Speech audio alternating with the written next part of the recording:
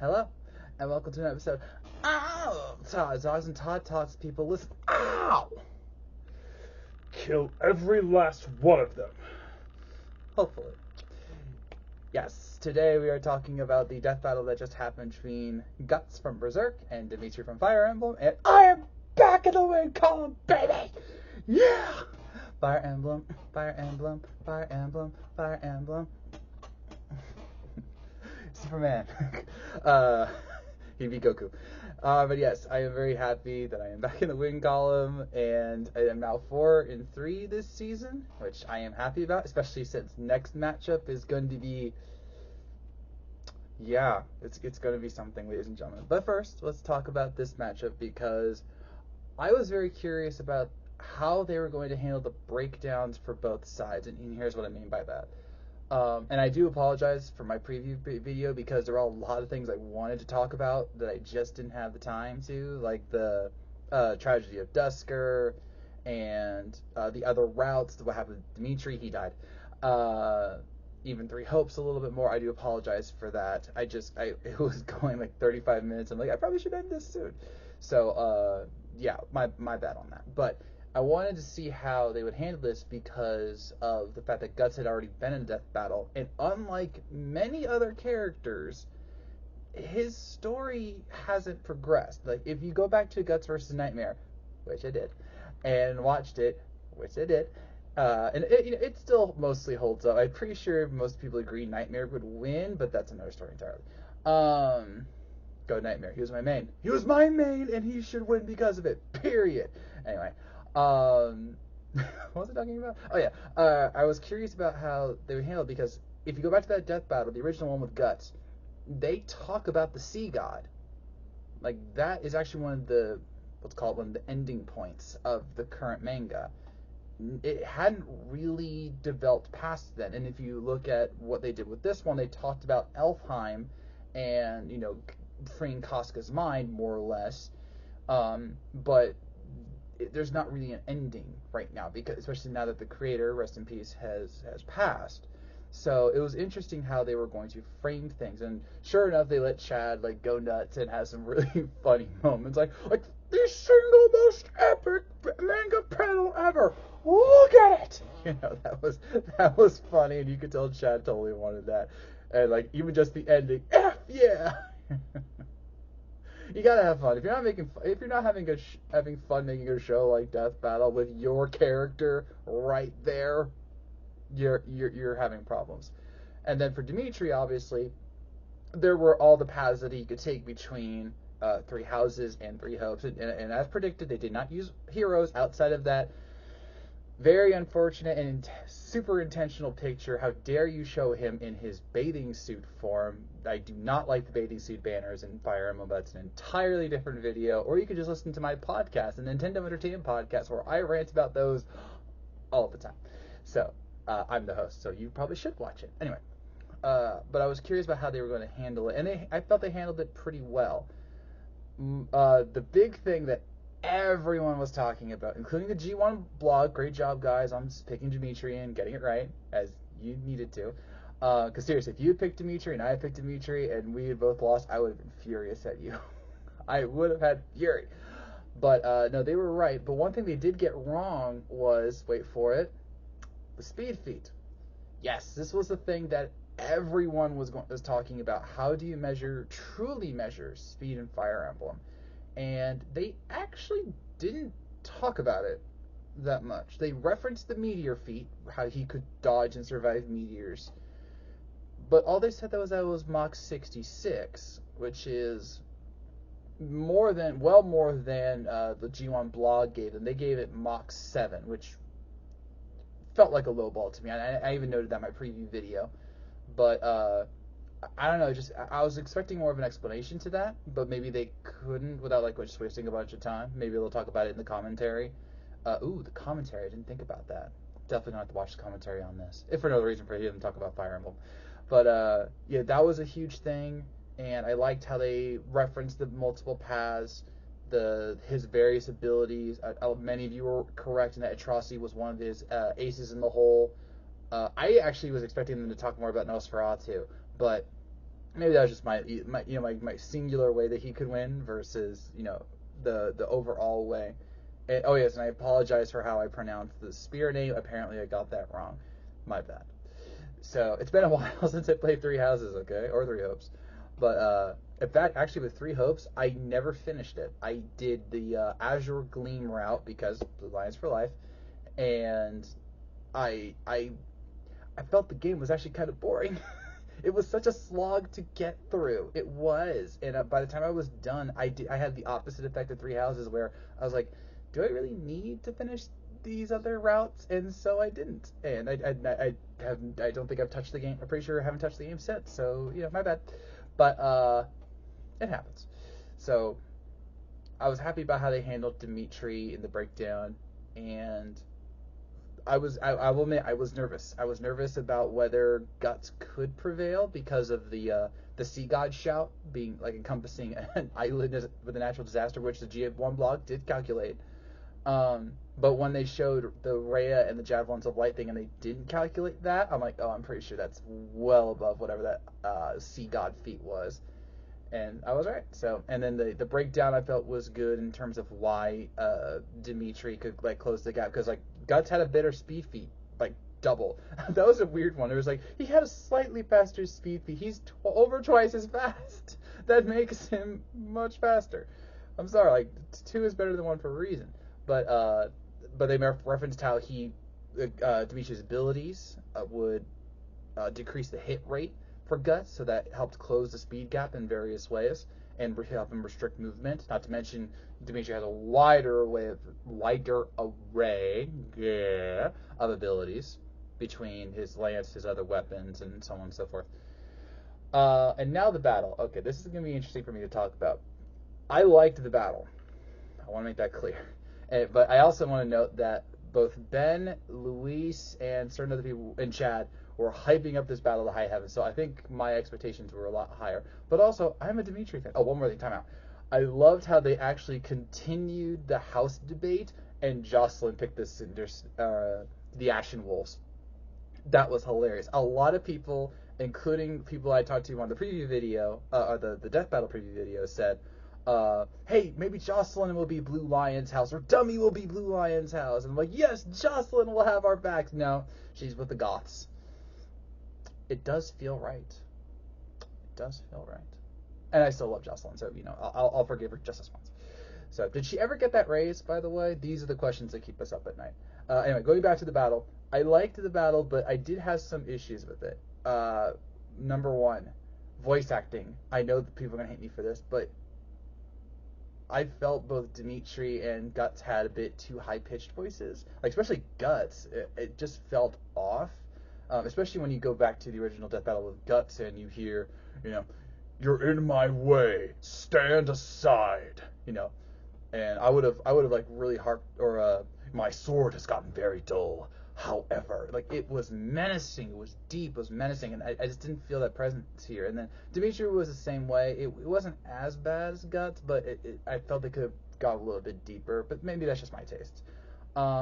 Also, and I know a lot of people commented on this with me afterward, the preview of the fight that I saw, I was like, why does Dimitri look so skinny?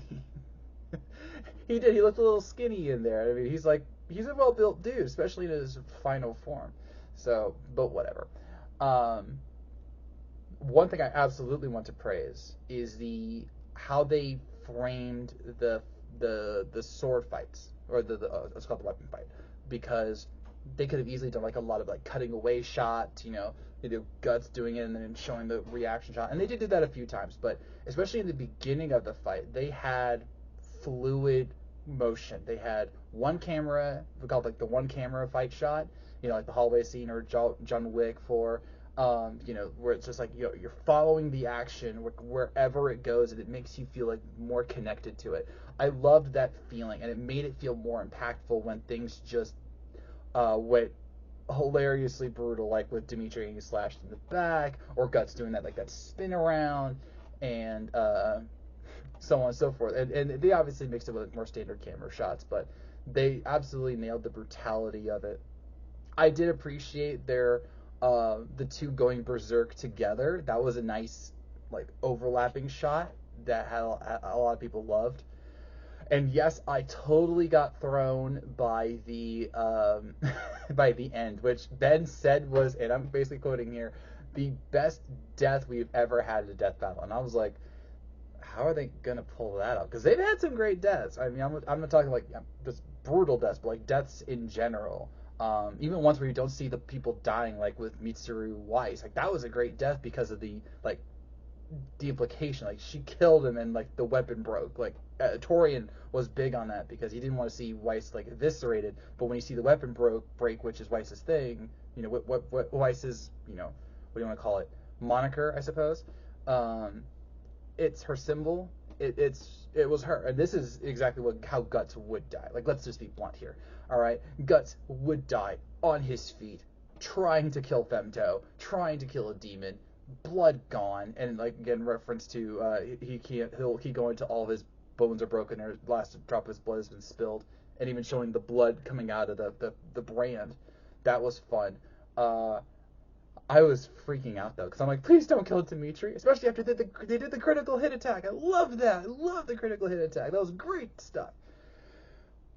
Here's my problem, and this speaks to me as both a Dimitri fan and as a writer. Unlike Guts, who repeatedly goes into his berserker state and needs his friends to pull him out, Dimitri has been pulled out of the darkness. Like, they even referenced it in it. Yes, he has the voices in his head still, but his friends pulled him out, and he became the righteous king of lions. And again, he spared Edelgard until she gave him no choice but to kill. And I wanted to see that, because at the end, with the Dimitri just going, "You beast shall not have his soul," you know, that was cool. But then we see like the whole you know, it was basically like Blake Mikasa, where she beats Mikasa and then, oh, there's the Titan, okay, incoming, you know. I'm like, no, let's give some more finality to that. And what I would have liked to see, even though it might have not have been the easiest to do, was, you know, Guts goes berserk, brings out the armor, charges at Dimitri, the spear breaks, which was a great shot. I love that, because that's accurate. The spear does break, and it just takes longer, but it can also heal itself. So anyway, but you know, Dimitri's losing it. Like he's like, I got to kill them. I've got to kill every last one of them. And then like we'll see like the hand of Byleth on his shoulder. Go, Dimitri, you're better than this. You're not that monster anymore. And then as the calm, shining azure king of lions, that is how he beats Guts, to show that he didn't need to be the monster to beat a monster, which is what he became to defeat Edelgard. You know, he was not a monster anymore. He was a monster in the other timelines, and he died because of it. So I think, to me, as being as a writer and a fan of Fire Emblem, I would have loved to see the shining version of Dimitri come out at the end and go, and then as that noble king, go, I will honor you by ensuring your soul is not taken by them. That kind of thing. That's just me. It was still a great fight. I definitely think it's going to be hard to rank the 3D fights at the end of the season, depending on how the rest of them go, because Dragonborn Chosen Undead is still at the top, and this one I feel is tied with Vader Obito. So it's going to be interesting to see how everything parses out. Whew. This is going longer, by the way. My clock is right here. This is going longer than I usually go, but I really felt the need to talk about why this is so fun. And I really, really hope that this is the start of many Fire Emblem matchups for Death Battle, because there are many that we could do. Many of them involve Lucina from Awakening. A lot of people like to compare her with Ciri. Edelgard could make an appearance versus Kylo Ren or someone else. And I want to see Ike, because he's my guy. Actually, you can't see it, but behind that wall is an Ike statue. It's really cool. So they have options. And now that Dimitri's here and they know how to do scaling more or less, I'm sure they'll have to tweak it depending on how the other games handle magic. But it's going to be good. It's going to be good. But yeah, I win. 4-3. But I'm worried, because next time on Death Battle, we are not getting one of the Chosen matches. Everyone felt, because of how past structures have gone, that we would get Bilcord for the next fight. We are not, which means they probably aren't done with it, or they're still working on animation or research. Who knows? Remember, these are reality warpers, so they really need to make sure they get this right. We are actually getting, wait for it, Martian Manhunter versus the Silver Surfer. I can't believe I never thought of that matchup.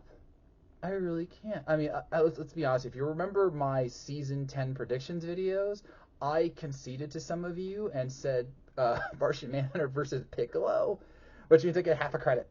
I am doing really well this season with my predictions. I get half a credit, okay? But yeah, this is a nice matchup. I like this one. I mean, superpowered beings, like super powered beings. Like, remember, Martian Manhunter could take on the Justice League easily, and Silver Surfer could easily contend with the Avengers. He has in the past. Heck, he's taken on the Fantastic Four and done just fine. Outsiders lost their home world, seeking purpose, finding resolve in new peers, Fantastic Four, Avengers, Justice League, etc., etc. And I'm very curious about how this is going to play out, because there's a lot of power going on here, and your instinct is to say Silver Surfer because he's got the power cosmic. But the Heralds have been defeated by various people, including Avengers, Fantastic Four, etc., etc. And Martian Manhunter is super powerful, but he ain't invincible either. So, in fact, I'm pretty sure everyone knows about his one key weakness. So it'll be interesting to see if the Silver Surfer could exploit that. I am not making a prediction here. I have no dog in this fight. If I did, I would say Martian Manhunter because I love the Justice League cartoon. But Silver Surfer's really great too. So this is going to be an interesting fight, and this makes me wonder, and I'm going to make this prediction. Could we get the chosen matches, the ballot matches in the final 2 episodes of the season? Think about it, because these are the last ones picked. They mean a great deal to the fans, so why not put those ones last? I'm not saying they're going to do it, and I'm not saying even I want that, but I think it is an option. We shall see. All right, and with that, I'm ending this episode of Todd Talk. Easily one of my longer reaction videos. It's over 17 minutes. My gosh. What did you think about Guts versus Dimitri? And props to all of you who are on Team Dimitri with me, including you, Silver the Hedgehog. I'm glad your future sense is finally working again. Finally.